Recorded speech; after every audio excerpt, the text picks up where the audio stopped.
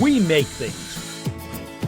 We use our hands, minds, and machines to build, to fix, to improve.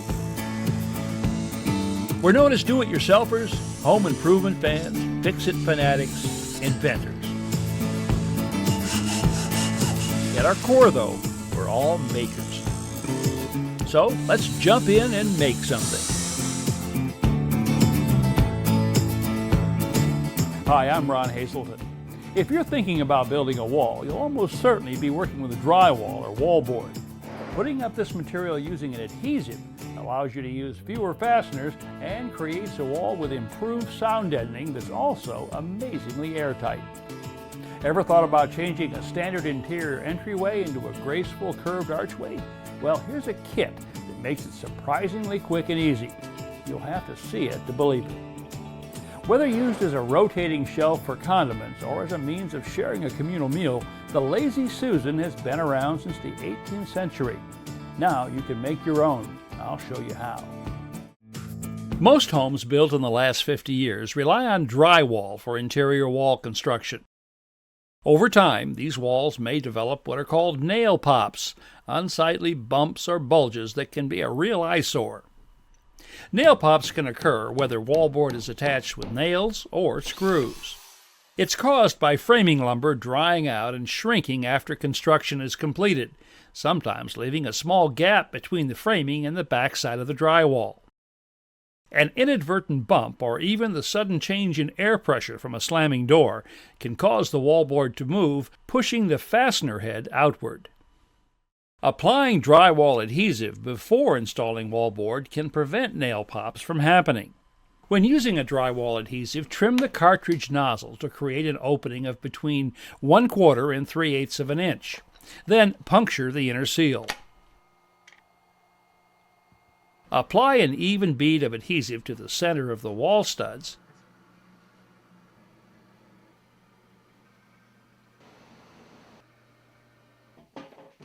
Set the drywall in place, press firmly, and screw or nail the perimeter.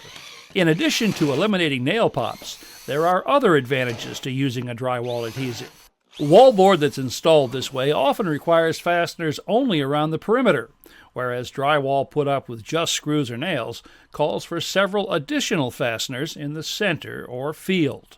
It's also said that drywall installed with an adhesive can help eliminate drafts and provide sound dampening. I decided to find out for myself by building a couple of test models. On one frame, I attached the wallboard with adhesive and screws.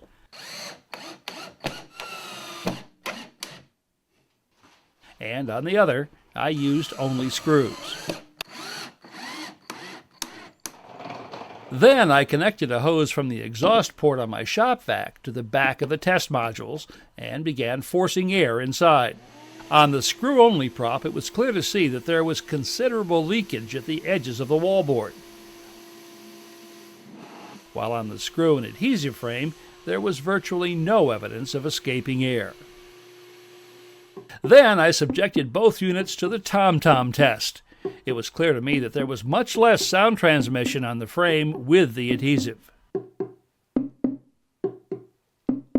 It seems that installing drywall with an adhesive seals against drafts, buffers sound, reduces the likelihood of nail pops, and cuts down the number of fasteners required.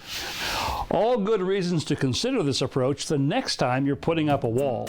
You know, when it comes to first impressions, entryways communicate a lot. They can be inviting, welcoming, in effect say, hey, come on in.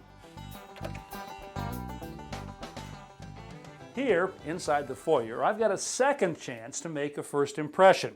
Now, what I want to do is install a decorative archway so that I can frame this opening into the living room. Now, when I was at the International Builders Show last year, I saw something that caught my eye. So I'm going to go online and see if I can find it. A Google search under Curved Archway Kit leads me to www.curvemakers.com.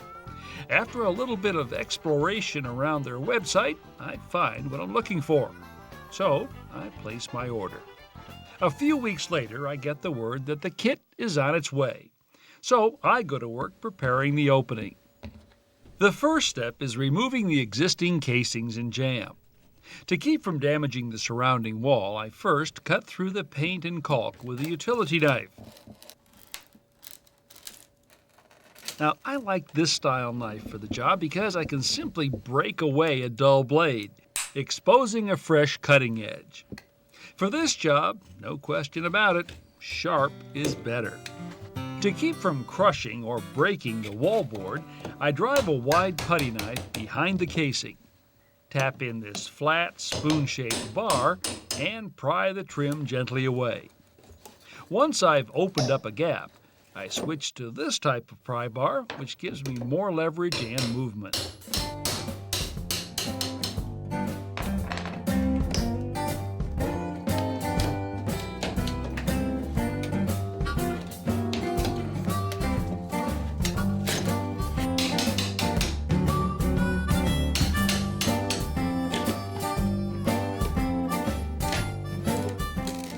It's not unusual for the casing to pull off the nails, leaving them still embedded. A pry bar or hammer will pull them out, but again, I use the wide putty knife to keep from damaging the wall.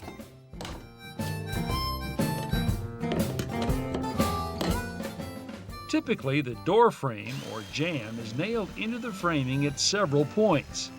The nails are usually driven through shims. For me, the quickest way to free the frame is by cutting through the nails with a reciprocating saw, using a multi-purpose blade that's designed to cut both wood and metal nails. With all the nails cut, the door frame tilts right out of the opening. I'll also have to remove the baseboards, once again using the wide putty knife to protect the walls. Well, I've encountered a small hitch. It seems these switches are too close to the opening and will prevent the archway column from slipping into place. The solution is to move them a couple of inches to the left. First, I remove the switches from the electrical box and then begin cutting away the wallboard so I can gain access to the wiring. Next, I remove the staples holding the armored cable in place and pry the electrical box bracket free from the wall stud. What I'm hoping to do is screw a 2x4 to the stud and attach a 1x4 on top, then remount the box. If I have enough slack in the cable, I can do it.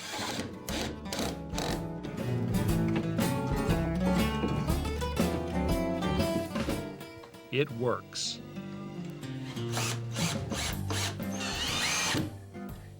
Now it's time to replace the wallboard. First, I attach cleats or backer boards to the left, top, and bottom edges of the opening.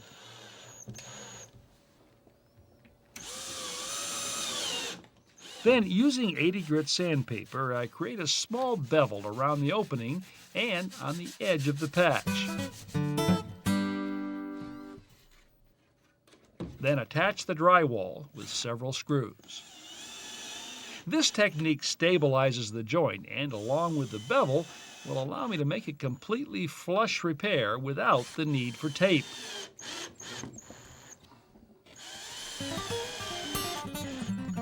I can simply apply the compound, press it firmly into the joint and over the recessed screw heads, then skim off the excess. I'll let this dry, do a light sanding, and probably come back with a second coat.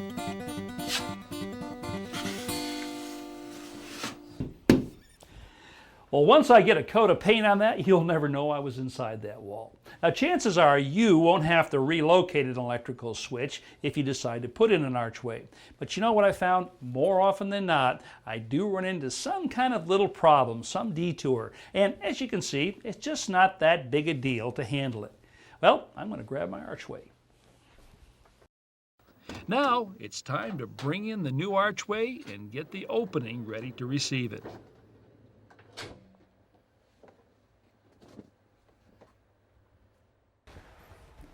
Well, this is my archway kit. Now, even though it's very detailed, it really only has 3 components: an archway header and 2 archway columns. You know, you're going to be really amazed at how easily this goes in. The first step in preparing the opening for the archway kit is installing 1x4 cleats to the framing on the upper corners.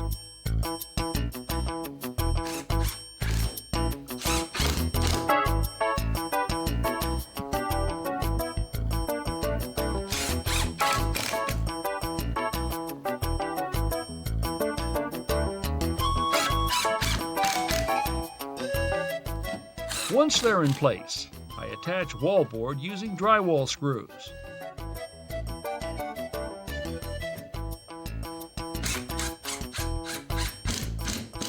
Now I'm careful to countersink the screw head slightly, but not enough to break the paper face. When I finish the first side, I move on to the other.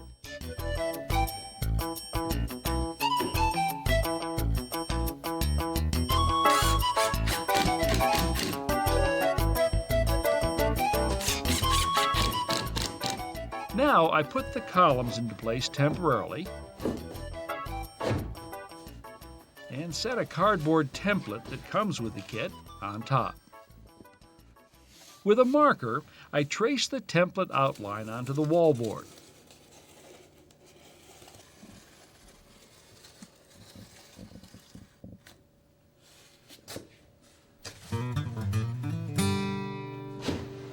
Then remove the template and the columns. Using a drywall saw, I cut along the line, creating a curve that will form the top of the archway.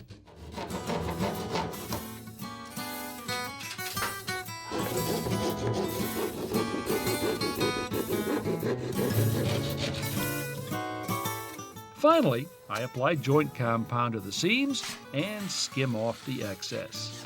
With the modifications to the opening complete, I install the first column by slipping it over the edge and pushing it into place. Next, I slide the archway header into position and use a piece of 1x2 to brace it. Notice how I've cut the brace just a little long so that it forms a slight bend when it's wedged into position. Now I fit the second column over the left side of the opening.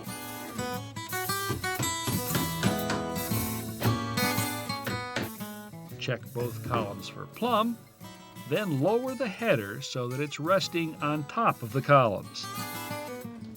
Finally, I use a finished nail gun to secure the columns and header to the framing. Just a few nails are all that's needed. The nail holes are easily filled with spackle. Then it's time to apply a coat of primer that will be top-coated with a semi-gloss enamel.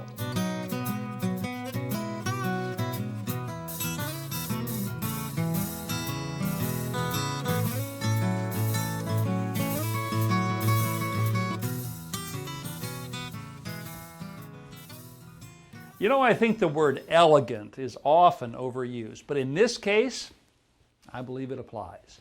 And this was as easy as 1, 2, 3.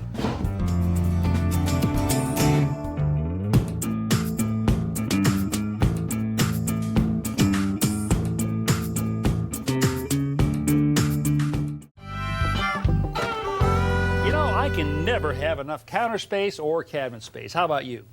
Well, one way to get some more without a lot of trouble or expense is to build a Lazy Susan. And that is what we're going to do right now.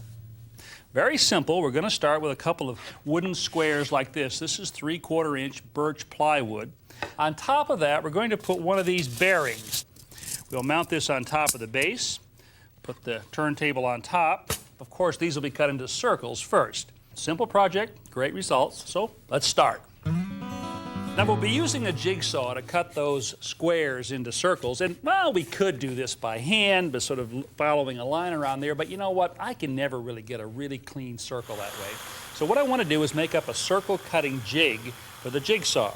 Very, very simple to do.